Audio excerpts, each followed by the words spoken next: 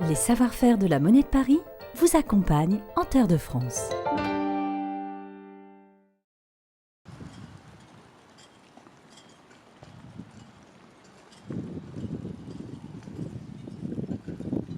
Le jour se lève dans le port d'Erquy, vous le voyez, le phare est encore allumé derrière moi et je suis très heureuse de vous retrouver pour cette journée sous le signe de la mer. On est donc à Erquy, près du Cap Fréhel, et vous le voyez derrière moi, la Sainte-Jeanne qui nous attend. Alors le temps que l'équipage se prépare, moi je vous emmène pour une petite balade en mer.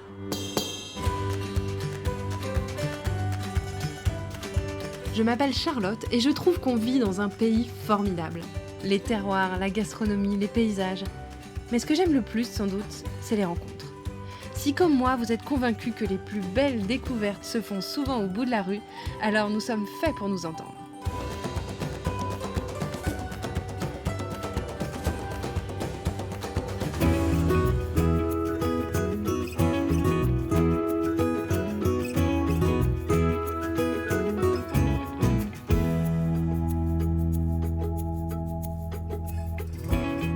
Bienvenue dans les Côtes d'Armor à Erquy.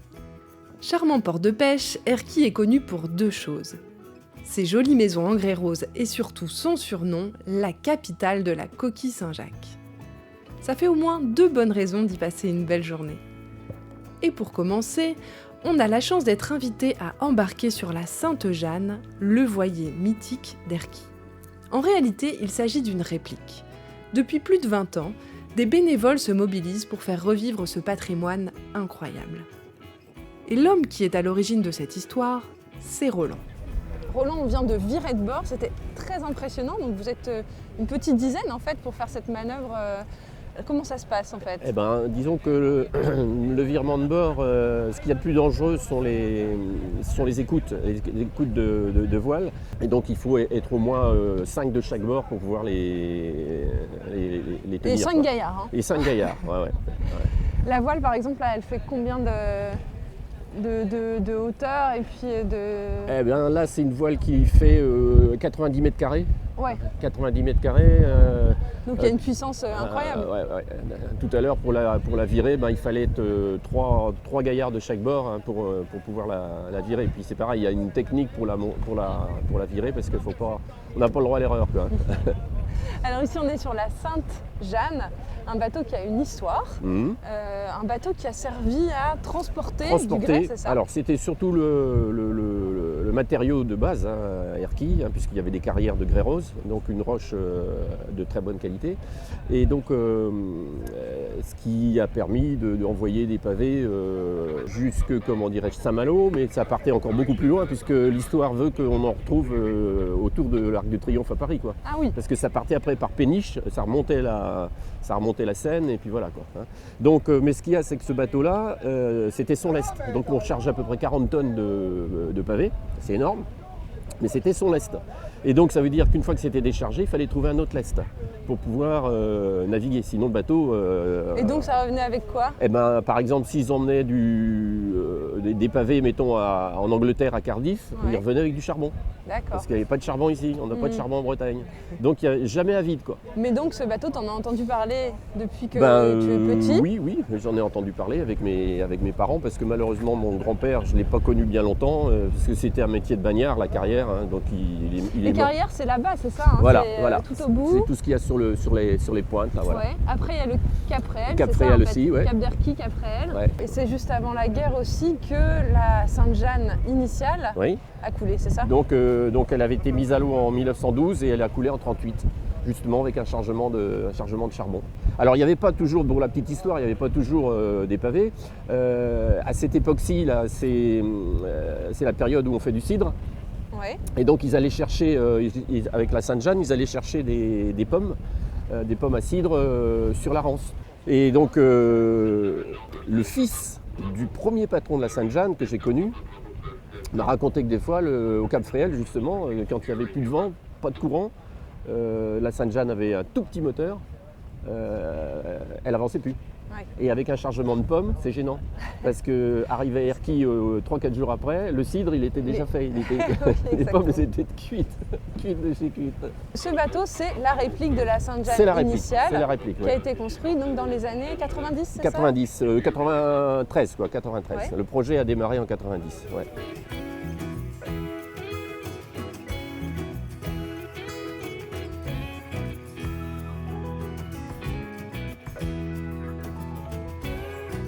Roland, il y a un moment que j'ai adoré, c'est le moment où le moteur s'est arrêté et voilà, on n'entendait plus que le vent dans les voiles, le bateau filait. C'est ça qui donne envie d'y retourner. Bah, c'est notre plus grand bonheur, hein, parce Ouais. que c'est vrai que pour des raisons de sécurité, on a un moteur à bord hein, pour pouvoir s'arrêter. Mais c'est vrai que dès l'instant où on appuie sur le bouton stop moteur, alors là c'est ça quoi. Puis les voiles nous parlent quoi. C'est-à-dire qu'on voit le phoque, comment il se comporte, la trinquette, la grand voile, on les voit bouger, c'est vivant quoi.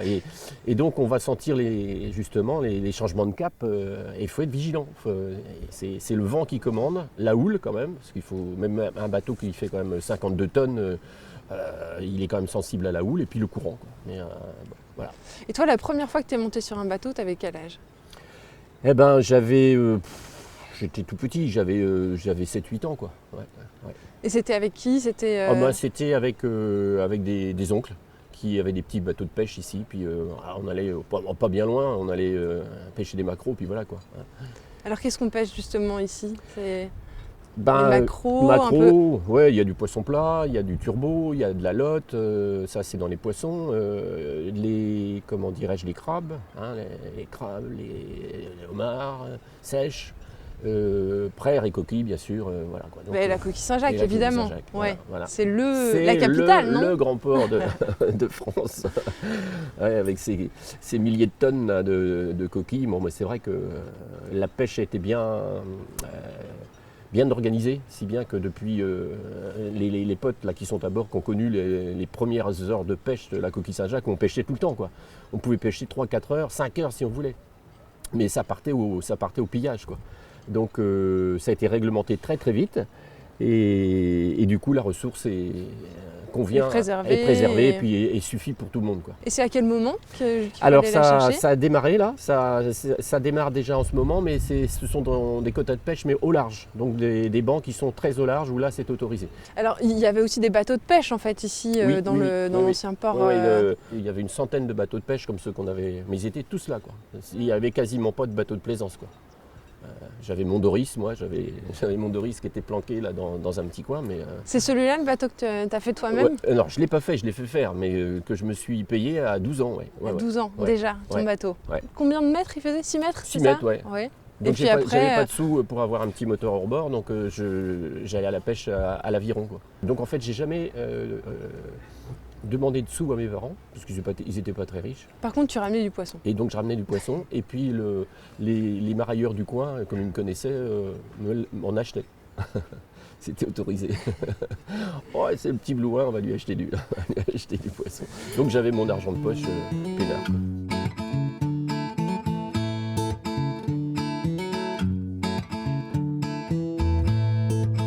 Pas très loin du port, j'attaque une petite randonnée sur le cap d'Erquy avec Marion.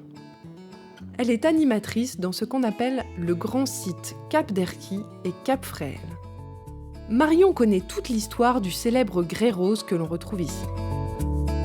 Tout à l'heure, on est monté sur le bateau qui transportait le grès rose jusqu'à ses clients. Et là, on se trouve dans la carrière, c'est ça? Exactement, donc on est au cœur de la carrière d'Erquy où étaient extraits en fait des pavés ou des boutisses qui allaient alimenter après les grandes villes du Nord et notamment Paris. Et oui, il paraît qu'il y en a eu jusqu'à l'Arc de Triomphe, enfin pas sur l'Arc de Triomphe, mais en tout cas... Mais place de l'Étoile, ouais, ouais, tout c'est à ça. fait. Donc c'était en fait l'entrepreneur qui avait repéré le site, qui était Barrier, avait apparemment des affinités avec le baron Haussmann. Et donc il avait remporté le marché des pavés de la ville de Paris. Et donc il a fallu après alimenter. Alors, je vous présente Marion. Toi, tu es guide en fait nature, hein, c'est ça? Donc, tu emmènes les gens à la découverte du Cap. C'est ça, en fait, je suis animatrice nature au sein d'une collectivité qui s'appelle le Grand Site Cap d'Erquy-Capfrel. Et donc notre mission, c'est de faire découvrir le patrimoine des caps, Cap d'Erquy et Cap Fréhel. Cap Fréhel, c'est un peu la star, c'est ça, hein? C'est ça, c'est celui qui est le plus connu, effectivement, qui a une grosse notoriété. Et le Cap d'Erquy, il est... donc, en fait, c'est son pendant, c'est ça, hein, Exactement, c'est son cousin germain. On va retrouver les mêmes milieux, la même géologie, sauf qu'il est un peu plus intimiste, moins connu. Et puis il a d'autres valeurs ajoutées, comme par exemple les carrières et une histoire un peu aussi particulière. Alors, cette histoire, justement. Eh bien, donc cette histoire, c'est que notamment donc, cette partie-là du Cap d'Erquy, c'est ces carrières de grès rose. Et puis en allant un petit peu plus loin, c'est plutôt l'histoire de la défense des côtes ou du sauvetage en mer. Ce grès rose, il est arrivé là comment, en fait? Alors l'histoire du grès rose, ça date de 470 millions d'années. Donc il faut remonter très très loin, même un peu au-delà, où donc, il y avait une chaîne de montagnes et des particules s'y sont détachées, sont venues s'accumuler en bas de ces montagnes dans des bassins de sédimentation. Et ça a formé en fait cette roche qui s'est associée à de l'oxyde de fer, d'où cette coloration un peu particulière. Et voilà, c'est un peu la particularité de notre territoire. Donc, ça a été exploité jusque quand? Alors, celle d'ici, c'est à peu près jusque dans les années 1920. D'accord. Voilà. Et effectivement, il fallait s'imaginer vraiment une roche complètement nue. Et puis, la nature évolue, reprend ses droits. Et puis maintenant, on a la jonque qui se réinstalle, des saules et plein d'autres espèces. On a un chêne juste en face de nous. Oui, juste en face de nous. Là-bas, on voyait... Ah, il y a Il y a des bouleaux. du bouleau. Voilà. Pas mal d'espèces différentes, des genêts, des ajoncs. Pas mal de pins aussi qu'on a vu en arrivant. Voilà, c'est ça, pins maritimes. Donc Marion, le Cap d'Erquy en lui-même, c'est celui où on se trouve ou c'est celui un peu plus loin? Alors c'est juste la pointe qui se trouve devant nous, c'est vraiment l'extrémité du Cap d'Erquy, qu'on appelle localement justement la pointe du Cap. Et c'est vraiment magnifique, on voit qu'en fonction des endroits où on regarde, hein, parfois c'est un peu plus vert, parfois c'est un peu plus foncé. Et cette plage, donc c'est aussi une plage qui a été dessinée par les carrières ou Alors oui, complètement, hein, puisqu'en fait ça devrait être une belle plage de sable fin comme on a de l'autre côté du Cap, sauf que les carrières ont déversé en fait tous ce qui n'était pas utilisé, les résidus, et donc c'est venu se mettre au niveau de cette anse qu'on appelle port blanc, sous forme de galets, et donc on n'est plus sur une plage de sable mais sur une plage de galets à l'heure actuelle. Mais ça reste absolument charmant. Oui, on voit quand même différentes couleurs de galets qui expliquent un peu la géologie locale. C'est magnifique. Cet endroit a aussi une postérité importante dans le monde de la bande dessinée. Tout à fait, puisque figurez-vous que le village des Irréductibles Gaulois, c'est vous? C'est nous, voilà, était en lieu et place en plein milieu de la lande, et on a quand même quelques signes qui disent qu'on raconte pas que des bêtises, et notamment à l'extrémité en fait du Cap, vous avez 3 pierres. Oui. Et qui à l'entrée de l'album de Astérix et Obélix qu'on voit dans la loupe, les 3 pierres qui correspondent aux 3 pierres du Cap d'Erquy. Donc les Irréductibles Gaulois, en fait, alors comment on appelle les habitants d'Erquy? Les Réginéens. Ce sont les Réginéens. C'est ça. Si le Cap d'Erquy a inspiré Uderzo pour le village d'Astérix, c'est peut-être parce que plus jeune, il venait passer ses vacances ici.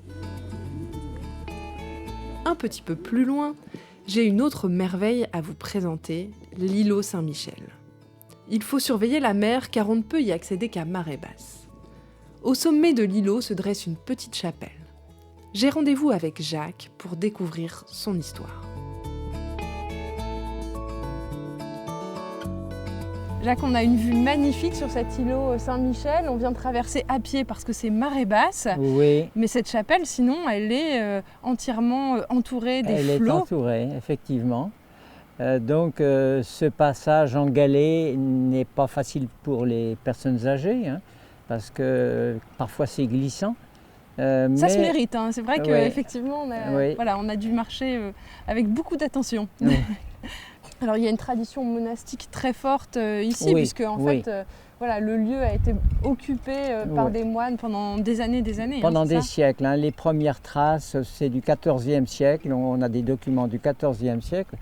Et jusqu'avant la Révolution, les moines étaient propriétaires de l'îlot. Et cette chapelle, alors elle n'était pas exactement comme ça à l'époque, mais il y a toujours eu un lieu de culte ici. Voilà. Et en fait, si celui-ci existe aujourd'hui, c'est un petit peu grâce à vous. Oui, on l'a restauré maintenant depuis une vingtaine d'années, oui. C'est vrai cette chapelle était en triste état parce que la guerre de 39-44 était passée par là. Il y avait des traces d'obus et puis il n'y avait pas de toiture en ardoise, donc l'humidité entrait dans la chapelle. Vous veniez en vacances ici depuis toujours Oui, en fait. depuis tout petit, oui. Et après ça a été un coup de cœur cette chapelle Ah et vous oui, vous êtes dit quand il faut je suis faire quelque arrivé chose. en retraite, effectivement, on s'est dit avec quelques amis, il faut réparer cette chapelle parce que elle est très belle finalement. Et... On peut la découvrir? On peut D'accord, rentrer? on y va. Allez.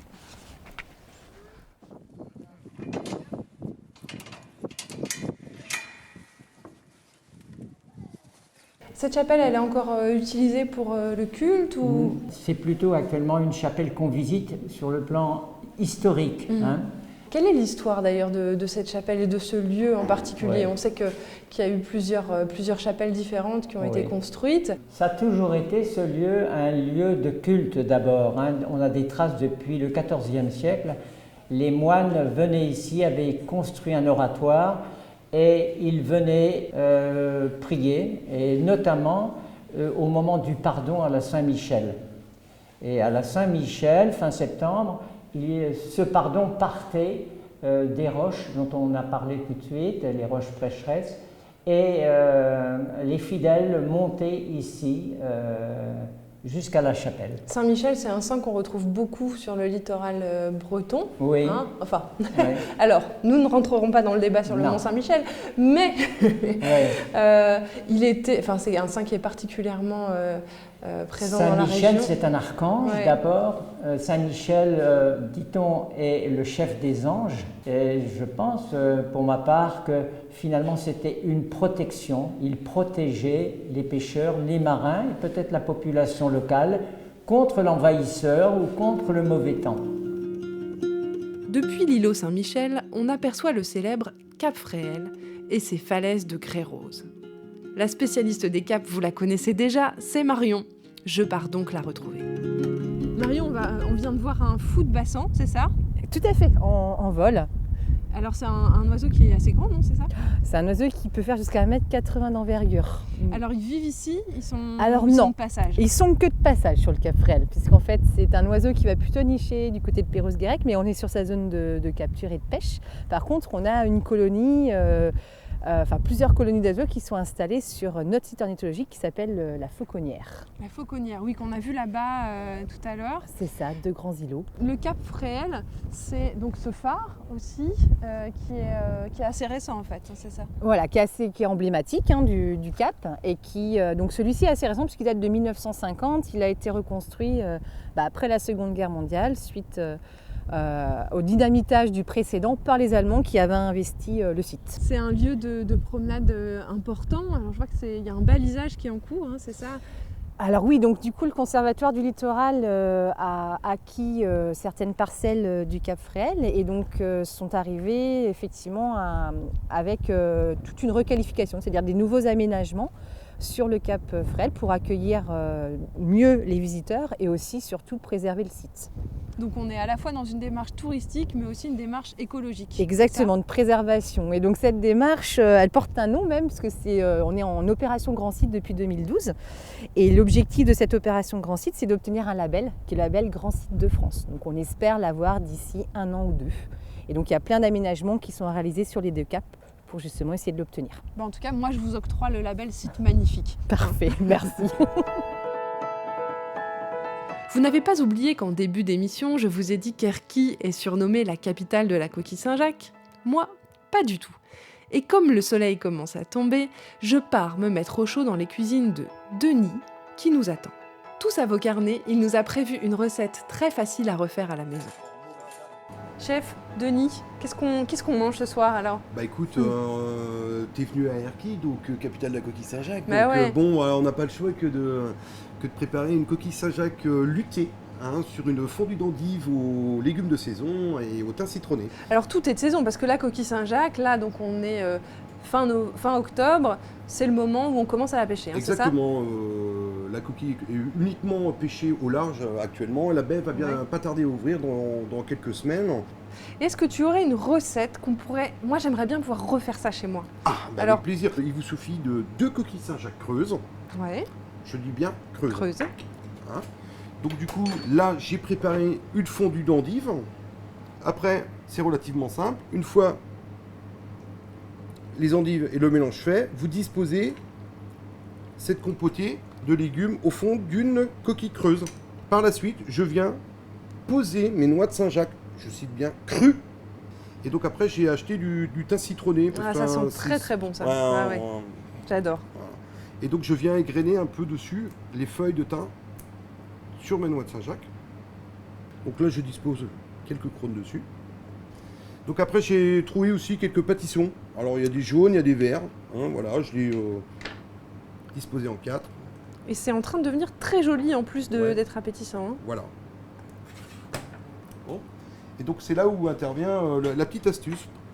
Je reprends ma coquille creuse, je la dépose sur l'autre.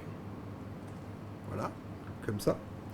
Et donc après j'ai va pris du fermer. feuilletage, j'ai acheté du feuilletage également. Voilà, j'ai fait quelques bandes, hein, vous voyez, qui va. Et cette bande de feuilletage avec le jaune d'œuf va me servir à coller tout le tour. Ah, génial. Pour pouvoir, donc, dans le fait Un de dire petit étuvée quoi. voilà, lutter et pour que après la chaleur reste bien à l'intérieur. Et donc après, c'est tout simple. Hop, Magique. voilà. J'en fais le tour comme ça. Voilà. Donc après, pour bien dorer la pâte, je rebadigeonne de jaune d'œuf toute ma pâte. Et alors ça, tu vas le cuire comment au four? On va le cuire au four pendant, je dirais, 8 minutes à 200 degrés. Au four. Et on referme. Et voilà. Parfait, c'est parti pour 8 minutes, 8 à 9 minutes. Et on va découvrir l'œuvre de l'artiste. Voilà. Toute belle, toute dorée.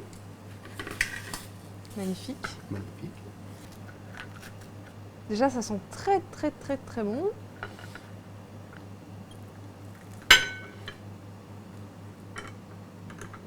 Ah, et on sent vraiment très très bien l'odeur ouais, du mettons- thym, mettons du thym le nez, citronné, c'est génial. Voilà, tout est chaud, tout est cuit, donc il n'y a plus qu'à consommer. Ah, c'est formidable. Mm. C'est excellent. Et alors c'est très différent d'ailleurs des Saint-Jacques qu'on peut faire de manière un peu classique avec le beurre à l'ail, etc. Ouais. Et on sent plus justement, enfin je trouve que ça met plus en valeur peut-être le goût de la Alors, Saint-Jacques. en fait, le fait d'avoir une cuisson qui est un peu à l'étouffée, où toute la chaleur reste à l'intérieur, provoque un peu aussi où elles vont rester moelleuses, douces. Bah, merci chef. De rien, au plaisir. On va passer, on va le finir à côté. Exactement. Allez, on y va. La recette de Denis est vraiment excellente et je vous invite à la refaire chez vous. Vous l'avez vu, c'est très facile. Juste avant de se quitter, je vous laisse avec notre série sur les pièces de la Monnaie de Paris. Notre tour de France des pièces de la Monnaie de Paris avec le regard de Jean-Paul Gaultier nous emmène en Bretagne. Et qui de mieux pour nous en parler que Jean-Guy Le Floch, le patron d'Armor Luxe et leur célèbre rayure. Ouais, ça doit être le phare d'Egmul, je pense. Voilà. Ouais. Pour faire la coiffe de la bigoudaine. Ouais. Non, c'est sympa. Et puis en plus, la robe est rayée. Cette pièce de la Monnaie de Paris que je découvre, elle est vraiment superbe. C'est vraiment la Bretagne. Et c'est la Bretagne de chez nous, en plus du Finistère, parce qu'on a la chance d'y découvrir une jeune bigoudaine coiffée par un phare, avec à l'horizon un très beau voilier. Ça représente la plaisance en Bretagne. Je crois qu'il y a un filet de pêche. Voilà, on est vraiment dans le Finistère, au bout de la Bretagne. Et voilà, pour représenter la Bretagne, le fait que ce soit des images du Finistère, c'est superbe. Avec là quelques symboles forts aussi de la Bretagne, la mairie de Rennes, le pont de Recouvrance, un vieux gréement. Voilà, je crois qu'il y a à peu près tout. Et il y a surtout, pour nous c'est important, il y a surtout sur cette pièce beaucoup de rayures. Voilà, et ici on est dans le monde de la rayure. Alors je ne sais pas si on pourra le voir à la caméra, mais la bigoudaine est habillée d'une robe rayée. Et pour nous ici qui sommes les rois de la rayure, c'est peut-être pas vrai, mais nous sommes en tout cas les tenants de voilà, de cet effet vestimentaire breton indéniablement, et pour nous c'est essentiel. C'est un double honneur de découvrir cette pièce. D'abord c'est une pièce bretonne et ensuite c'est une pièce qui émane du monde de la rayure, parce que Jean-Paul Gaultier est notre meilleur ambassadeur. Hein, il apparaît toujours en tricot rayé, celui de la marine. Nous on en fabrique 400 000 par an, donc c'est un vrai bonheur de voir cette pièce avec une belle robe rayée. Voilà, c'est inattendu là aussi, mais voilà, c'est très beau. Pour nous c'est un vrai beau symbole, et c'est aussi quelque part un gage de reconnaissance de cette entreprise, au-delà d'être un gage de bonheur affiché pour une Bretagne heureuse. Je crois que je vais l'offrir à mon dernier petit-fils qui a presque 2 ans. Et voilà, ça fera un bon souvenir. Dans 20, 30, 50 ans, il pensera encore à son papy, et il pensera encore à sa Bretagne chérie. Une pièce de monnaie à offrir donc, ou à collectionner, que vous retrouvez dans vos bureaux de poste, chez les buralistes participant à l'opération, et évidemment sur monnaiedeparis.fr. Dans le prochain épisode, on se retrouvera dans les Alpes.